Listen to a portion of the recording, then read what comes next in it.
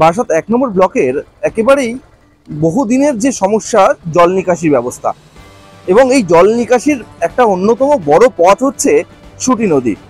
বেশ কিছুদিন আগে, বেশ কয়েক মাস আগে বলা যেতে পারে, বেশ কয়েক মাস আগে একেবারেই পাকুড়িয়া রেল ব্রিজ থেকে দীঘা পর্যন্ত আনুমানিক 10 কিলোমিটার রাস্তা, এই যে সুটি নদী তার কিন্তু সংস্কারের কাজ শুরু হয়। এই যে কথায় আছে না, মানে একটা করতে গিয়ে অন্য আরেকটা হয়ে যায়, ঠিক সেটাই ঘটেছে এই এলাকায়। এই যে সুটি নদী, সেটাকে সংস্কার করতে গিয়ে ঘটে যায় বড়সড় বিপত্তি।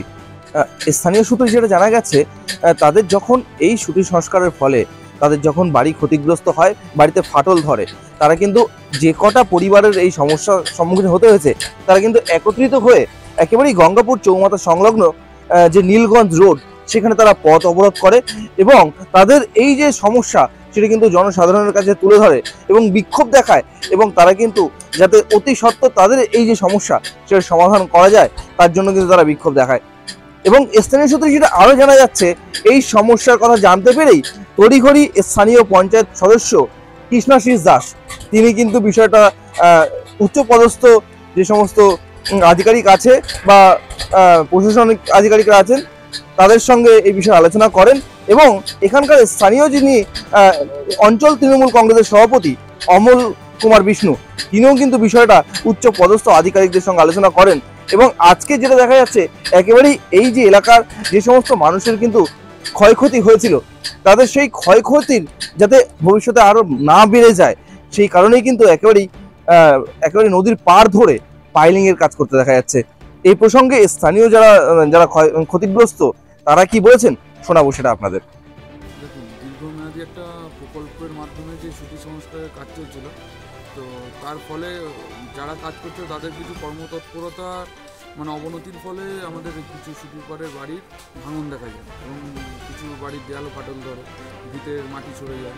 এই ধরনের জিনিসগুলো হওয়ার পরে বাড়ির প্রায় 15-20টা বাড়ি ছিল, বাড়ির সবাই আতঙ্কগ্রস্ত হয়ে পড়ে, অনেকে ঘরছাড়া ছিল, এমনকি আমরাও ঘরছাড়া ছিল।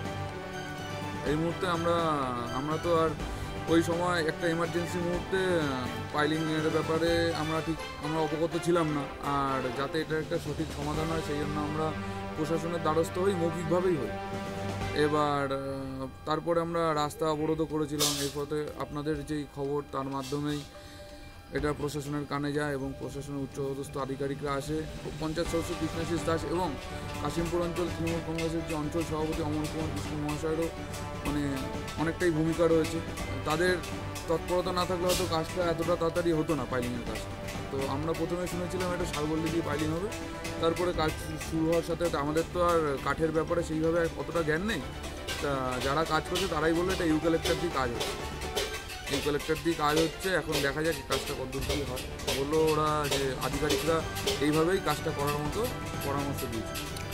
শালবল্লীর বদলে ইউক্যালিপ্টাস দিয়ে কাজ হচ্ছে, সেক্ষেত্রে কি আবার নতুন কোনো ক্ষয়ক্ষতির চিন্তা ভাবনা থাকছে মাথায়, ভয় থাকছে? এটা হচ্ছে যারা কাজ করবে তারাই জিনিসটা ভালো বলতে পারবে। এবার যারা কাজ করছে এই পাইলিংয়ের কাজটা যারা করছে তারা বলছে যেমন এটা 10-15 বছরের মধ্যে কোনো কিছু সম্ভাবনা নেই, কোনো চাপ নেই, রিস্ক নেই। তো সেক্ষেত্রে দেখা যাক কী হয়, এখন ভোগ না করলে তো বলা যাবে না কী হচ্ছে। তবে কি কোনো একটা জায়গা থেকে চিন্তার ভাঁজ থেকে যাচ্ছে কপালে? চিন্তার ভাঁজ থাকলেও এখন যেটা আর কি বোঝা যাচ্ছে যে যেই খারাপ সিচুয়েশনটার মধ্যে দিয়ে আমরা এসেছিলাম সেইটা অনেকটা শিথিল হয়েছে। পাইলিংয়ের দাবি তো আমাদের ছিল, দাবিটা হচ্ছে। শালবল্লী পাইলিংয়ের কথা শুনছিলাম, এখানে ইউক্যালিপ্টাস দিয়ে পাইলিং হচ্ছে, জানি না এটা কতটা কী হবে, তাও মন্দের ভালো যা হচ্ছে হোক। সেক্ষেত্রে কতটা ক্ষয়ক্ষতি হয়েছে? ক্ষয়ক্ষতি হয়েছে এখানে তো আপনারা ছবি তুললেন, দেখতেই পেলেন, ঘুরেও গেলেন যে বাড়ির ভেতরে ভাঙন ধরেছে, দেয়ালে ফাটল ধরেছে। এখন যেটা গেছে সেটা তো গেছে, এখন দেখা যাক এই পাইলিংয়ের ফলে কতটা ক্ষতিরোধ করা যায়। কোথায় কোথায় জানিয়েছিলেন এই ক্ষয়ক্ষতি মেটাবার জন্য বা এই পাইলিং দেওয়ার জন্য? কোথায় আমরা নিজের একটা আন্দোলন করেছিলাম, সেটা একটা চ্যানেলের মারফতে কিছুটা ভাইরাল হয়েছিল, আর আমাদের যেটুকু যা হয়েছে আমাদের পাড়ার সদস্যরই কৃতিত্ব, এতে আমাদের আর বাড়তি কোনো কিছু করতে হয়নি, তিনিই করেছেন। যা স্থানীয় পঞ্চায়েত সদস্য তিনি সম্পূর্ণ। হ্যাঁ, আপাতত যেটা হচ্ছে হোক, তারপরে আমরাও একটু দেখি, আলোচনা করি কি হয়। এই বিষয়ে তো আমাদের খুব একটা কিছু জানা নেই, আমাদের এই প্রথম পাইলিং আমরা দেখছি। এই পাইলিং কতদূর থাকবে, কতদিন চলবে, এই বিষয়ে আমাদের কোনো ধারণা নেই। তবে এটা বলতে পারছি যে শালবল্লী পাইলিং শুনেছিলাম, কিন্তু শালবল্লীর হচ্ছে না, এটা ইউক্যালিপ্টাস দিয়ে হচ্ছে। এই পাইলিং এর ফলে কি আপনাদের যে ধসটা নামছিল বা বাড়ি ফাটল যেটা ধরেছে এটা কি কোনোভাবে প্রতিরোধ করা সম্ভব? কি মনে হয়? সেই ব্যাপারে আমাদের কোনো ধারণা নেই। তো যা ক্ষতি হয় যথেষ্ট ক্ষতি হয়েছে, আর বেশি না হলে তবে সেটা আমাদের জন্য ভালো। এখন দেখা যাচ্ছে।